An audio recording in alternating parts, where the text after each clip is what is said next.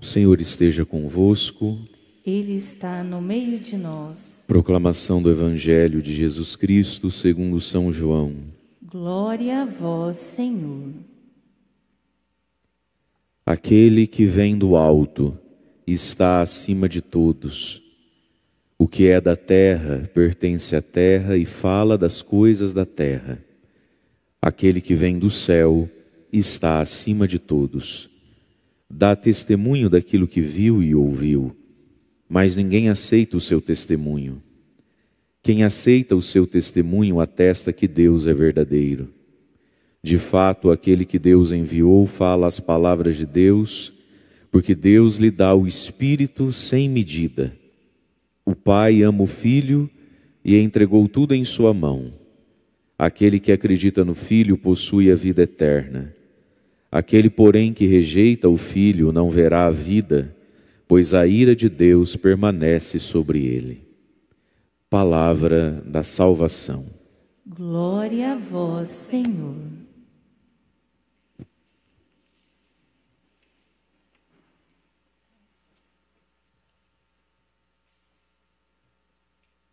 Irmãos e irmãs, a palavra de Deus hoje que nós escutamos é o finzinho, e o fim, né? Não o finzinho, o fim da conversa entre Jesus e Nicodemos, que nós iniciamos a reflexão na segunda-feira dessa semana.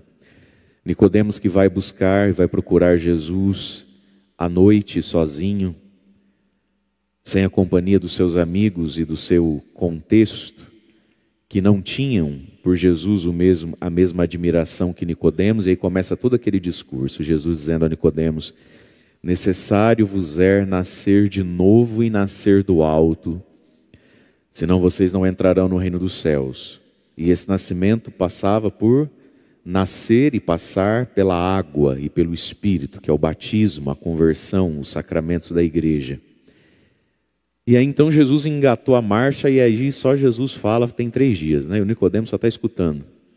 E no Evangelho de hoje então, nós ouvimos Jesus dizendo a Nicodemos algo que Nicodemos precisava dar o passo na vida dele, porque essa conversa começou com Nicodemos dizendo assim: mestre, sabemos que o Senhor vem da parte de Deus, porque ninguém faz os sinais, os milagres, né, que você faz, se Deus não está com ele. Então Nicodemos reconhecia que Jesus, no mínimo, tinha Deus do lado, né? Porque para fazer o que Jesus fazia, tinha que ser um homem muito abençoado. E aqui está um passo a ser dado com a figura de Jesus então. Jesus não é um homem extraordinário, não é que Jesus é genial. Não é que Jesus é o melhor coaching do mundo, o maior palestrante que já ouviu e, sei lá, qualquer coisa desse tipo assim. Não é que não podendo pagar um psicólogo, a gente lê a Bíblia e encontra páginas motivacionais. O Evangelho, o trechinho de hoje, vai nos aprofundar naquilo que a gente estava escutando ontem. Quem é Jesus? Admirável, encantador, motivador, um doce de coco. Capaz de nos mover, como moveu Nicodemos, contra tudo aquilo que Nicodemos era envolvido como figura pública. Nicodemos se arrisca na madrugada para ir ao encontro de Jesus.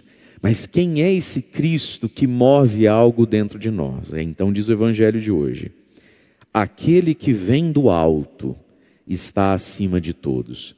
Então não é que Jesus tem Deus com ele, nós temos Deus conosco. À medida em que vivemos na graça, né?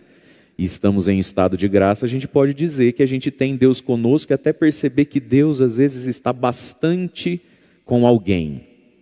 Talvez até pelos frutos que aquela pessoa produz na fé. Mas Jesus é diferente, não é que Deus está com ele, Jesus vem do alto.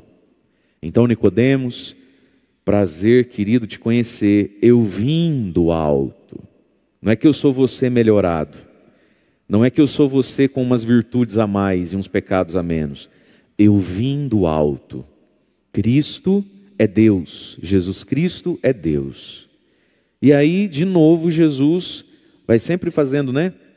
Indo e voltando, repetindo e aprofundando as coisas. O que ele vai dizer para Nicodemos? O que é da terra, pertence à terra, fala das coisas da terra. essa nossa terreidade, mundaneidade nossa, né? Ó, a gente é da terra, a gente pertence à terra, a gente fala as coisas da terra, pensa as coisas da terra. É o jeito às vezes muito mundano nosso. Às vezes a gente tem muita terra, é muito pé na terra, né? A gente quase que atolado num jeito terra de ver, de sentir, de compreender e até mesmo de querer crer. E aí ele diz: mas aquele que vem do céu, ele, né, está acima de todos. E aqui está, meus irmãos, as compreensões da fé, do cristianismo. Jesus Cristo, esse personagem da história que ninguém pode negar que existiu, ninguém razoável de cabeça nega que Jesus Cristo existiu. Mas esse personagem da história é quem? E aqui está a fé, dom de Deus, e aqui está a fé, um consentimento da nossa razão às coisas. Aqui está a fé, que ontem nós ouvimos na homilia, no fundo, crer é preferir, mas esse foi o assunto de ontem, né? Por quê? Porque ele vem do céu e está acima de todos dessa terra. A palavra de Deus, a palavra dele, é palavra de salvação, palavra de Deus. Por isso, acima de qualquer palavra dessa terra. E aí ele fala dele mesmo de novo, Jesus. Está acima de todos, dá testemunho daquilo que viu e ouviu. Mas ninguém aceita o seu testemunho. O que Jesus viu e ouviu? A Santíssima Trindade na qual ele estava e da qual ele faz parte. A contemplação de Deus. Jesus dá testemunho daquilo que viu e ouviu no céu, no alto.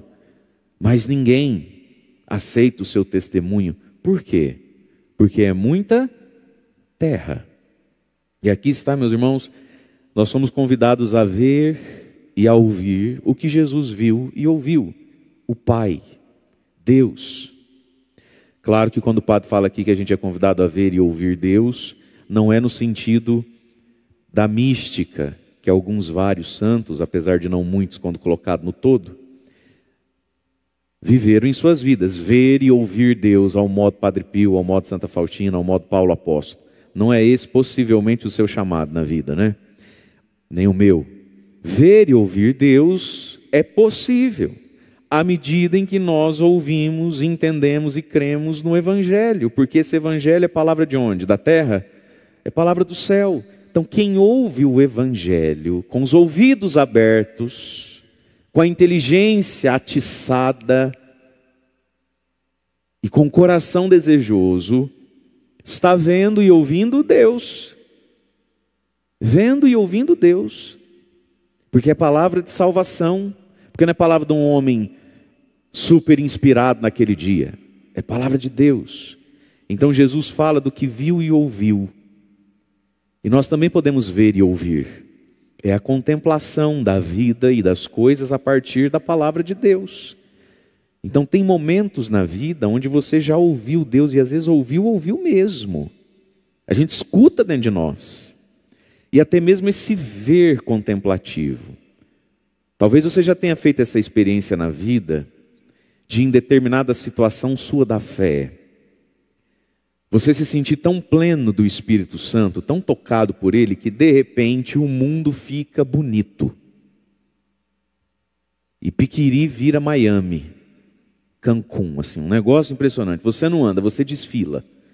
Aquele momento, aquele dia, onde tudo fica bonito, onde todo mundo é bom, é belo, onde você não anda, você flutua, e um passarinho te capta,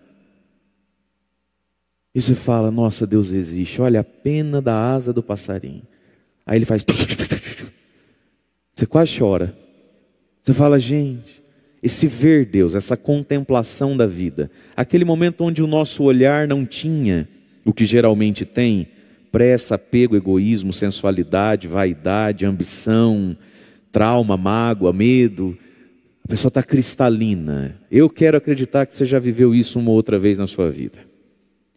Então é possível ver Deus nas coisas criadas, no ser humano, nas páginas da nossa vida, também nas dificuldades. A gente simplesmente enxerga. Qual é o nosso problema e o nosso desafio? É que a nossa visão é turva, é embaçada pelo pecado, pela terra e pela carne. É como se tivesse poeira nos nossos olhos. Então, diante do passarinho tão bonitinho, que um dia te captou, das suas penas, que agora você já fala, filho de um trem, um passarinho, olha, soltando pena para todo lado aqui, vai cagar no espelho do carro, meu Deus do céu. A gente é turvo. Mas todos nós já devemos ter, uma outra vez na vida, um dia em que a gente ficou transparente assim, ó. Como Deus, né? Então foi um momento onde você conseguiu contemplar, a partir de você mesmo, em você mesmo, tudo a partir de Deus. E essa é a dificuldade do ser cristão. E esse é o drama do cristianismo. A fé tirar de nós essa visão turva, empoeirada das coisas. Isso é a santificação. E é por isso que Jesus diz, ninguém aceita seu testemunho. Por que não aceita seu testemunho? Porque está todo embaçado de terra, está todo embaçado de carne, está todo embaçado de mundaneidade. E aí a gente tem um retrato disso, de um modo mais dramático ainda, né? Nas primeiras leituras da semana passada, dessa semana, toda essa aventura na vida de Pedro e João, né? Que vai preso, é solto, vai preso, é solto. E nós vamos ver o que vai acontecer com eles amanhã. Mas aqui hoje, então, de novo, eles são levados ao sinédrio e os sumos sacerdotes começam a interrogar, dizendo, nós já não tínhamos proibido vocês, expressamente, de ensinar o nome e em nome desse tal de Jesus, e apesar disso, vocês estão enchendo a cidade com essa doutrina, e agora ainda vocês querem fazer a gente passar de responsável pela morte de Jesus, enfim, toda a discussão. E aí Pedro, que após Pentecostes, porque tudo isso é um dom do Espírito Santo em nós, é o Espírito Santo que nos limpa, né? Então Pedro responde, amigo, é preciso obedecer a Deus antes que aos homens. Aqui está a fé. Aquele que vem do alto é maior do que todos. Pedro está na iminência agora de ser preso de novo. E aí nós vamos ver amanhã que dessa vez não é que ele vai ser preso e passar uma noite. A coisa vai apertar para o lado dele. Mas olha o que ele diz. É preciso obedecer a Deus antes que aos homens. Pedro tem isso claro dentro dele. Tão claro que agora ele se sente livre para ser preso. A gente às vezes está tão preso em nós mesmos que a gente não é livre para ser de Deus, diante de qualquer exigência que isso requeira de nós, né? Olha o que Pedro diz, é preciso obedecer a Deus antes que aos homens. E aí de novo ele vai falar tudo aquilo que eles não queriam escutar. Vocês mataram Jesus, mas o Deus de nosso Pai o ressuscitou. Ressuscitou aquele que vocês pregaram na cruz. E Deus o exaltou, tornando-o. E aqui entra a presença do ressuscitado na nossa vida. Tornando-o, fazendo dele, para nós, guia supremo e salvador.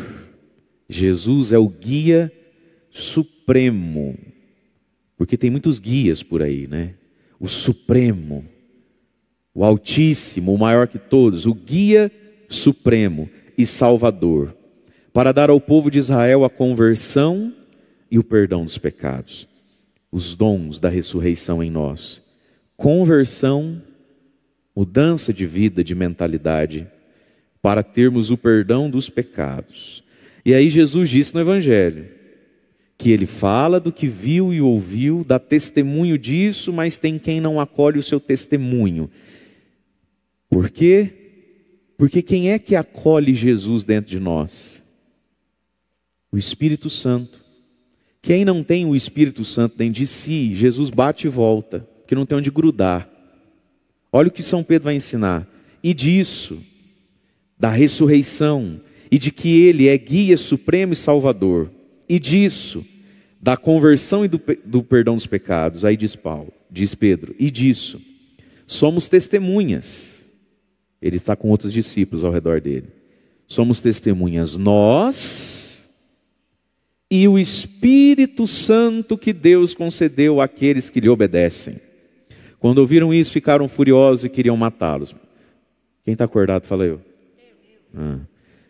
E disso somos testemunhas, está dizendo Pedro. Presta atenção nisso aqui. Nós, porque ele está rodeado de João e dos outros. E quem mais é testemunha disso tudo? O Espírito Santo. E aqui, meus irmãos, está a nossa salvação. Quem é testemunha disso tudo? Pedro, Tiago, João, André, Mateus, Filipe, Bartolomeu. Só que esse povo tudo já morreu. Como é que faz agora? Diante do fato Jesus, opa, alguém mais é testemunha disso tudo. Alguém mais é testemunha de que ele ressuscitou, é guia supremo, salvador, caminho, verdade. Quem mais? Quem é esse mais? Seu Miltim, que vive isso na vida dele, né, seu Miltim? Porque recebeu o Espírito Santo. O Espírito Santo. Olha aqui para o padre. O Espírito Santo é testemunha. Porque quem é que estava lá o dia que Jesus saiu do túmulo? O Espírito Santo. Quem é que estava lá o dia que Jesus andou em cima da água? O Espírito Santo. Quem é que estava lá quando Jesus multiplicou os pães? E contou os pães? Só ele sabe quanto sobrou. O Espírito Santo. Então olha lá o que diz a Bíblia. Versículo 32 de Atos 5, 32. E disso somos testemunhas nós e o Espírito Santo. E o Espírito Santo é dado. E o Espírito Santo que Deus deu, concedeu, deu, àqueles que lhe obedecem. Quem obedece a Deus recebe um dom. E a gente vai celebrar isso como igreja no Pentecostes, na festa do Pentecostes, fim de maio. Quando a gente recebe o Espírito Santo, a gente está recebendo quem? Uma testemunha dentro de nós.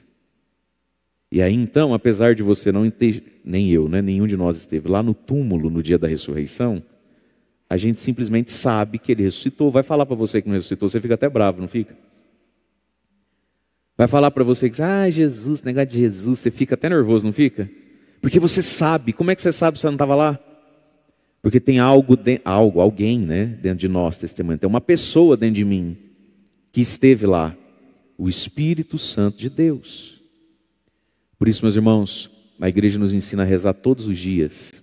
Vinde, Espírito Santo. É como se a gente rezasse, vinde testemunha. A testemunha vem dentro de nós. Por isso que ser cristão não é só um ato de razão, de especulação filosófica. Você lê, vira cristão. Aí você tira um diploma, ficou sabido. Não é isso. É um dom dentro do coração de quem teme a Deus. E aí dentro de nós tem a testemunha. Que não é Pedro, não é Tiago, não é João. Eles são testemunhas históricas, mas morreram. Estão no céu com Deus. Mas dentro de você tem alguém.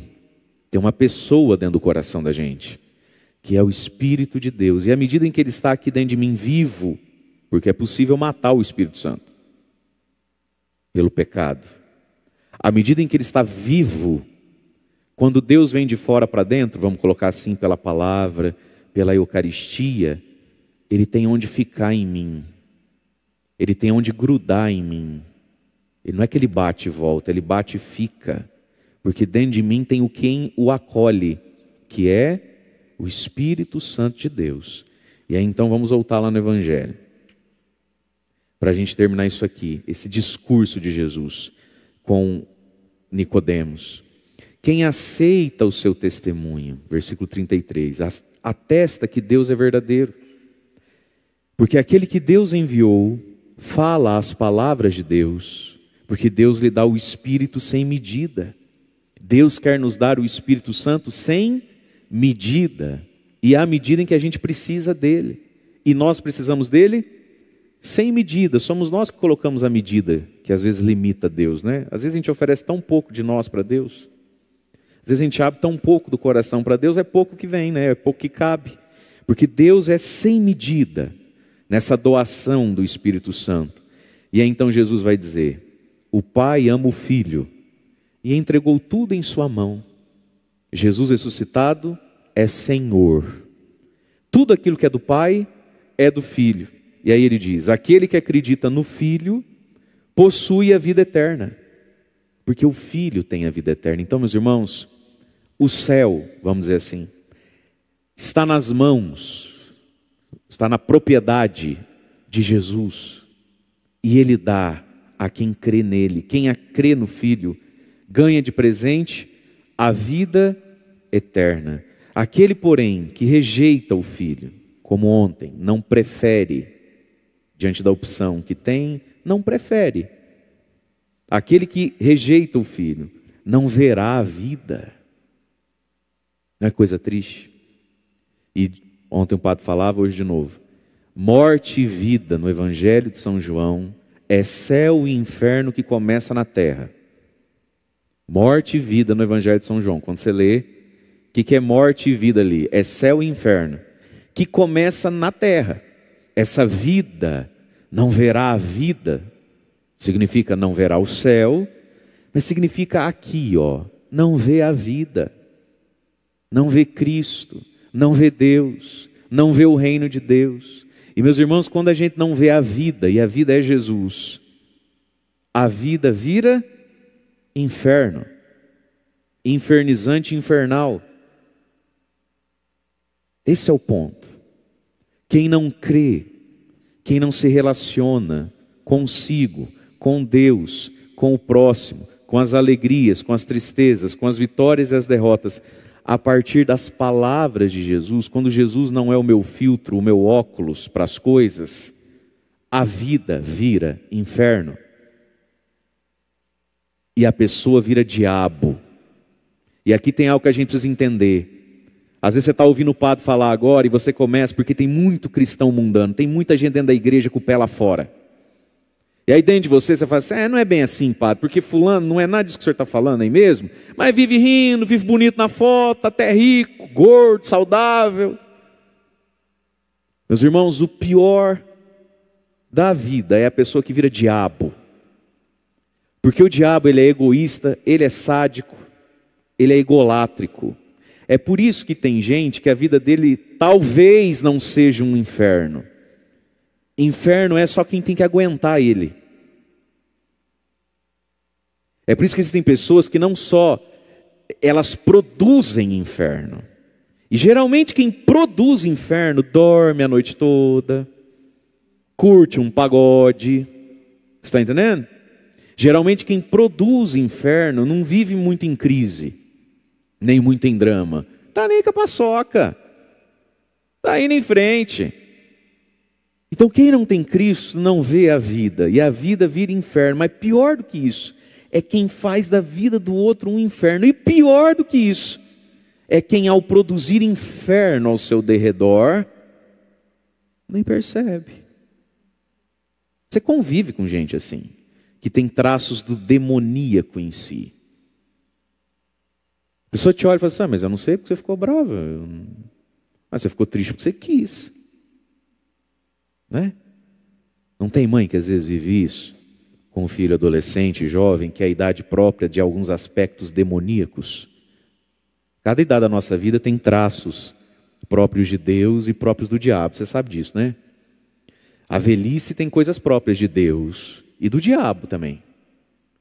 E tem coisas que ecoam mais, tanto de Deus quanto do capeta, às vezes na adolescência, na juventude. Quantas mães e quantos pais talvez não viveram? Meu filho, isso é hora de chegar, 4 horas da manhã, meu querido. Hoje é uma quarta-feira, hoje é uma quinta-feira, é uma terça-feira, nós vamos trabalhar, nanana. Aí te olha e fala, ficou acordado. Por que quis? Mandei você ficar acordado. Você não foi dormir? A vida do rapaz é tão inferno que agora ele produz inferno e nem sente que está tudo no inferno. Ele chega às 4, deita e dorme. A senhora ficou acordada porque a senhora é trouxa, eu não mandei ficar acordado, eu pedi para a senhora ficar acordado. Então olha o que Jesus está dizendo, meus irmãos. Aquele que rejeita o filho não verá a vida. Lá depois que morrer. E já começa aqui a não ver vida. E a vida vai virando peso. A vida vai virando inferno. E tem gente que já está tão no inferno, que está produzindo inferno e vai se assemelhando ao maligno.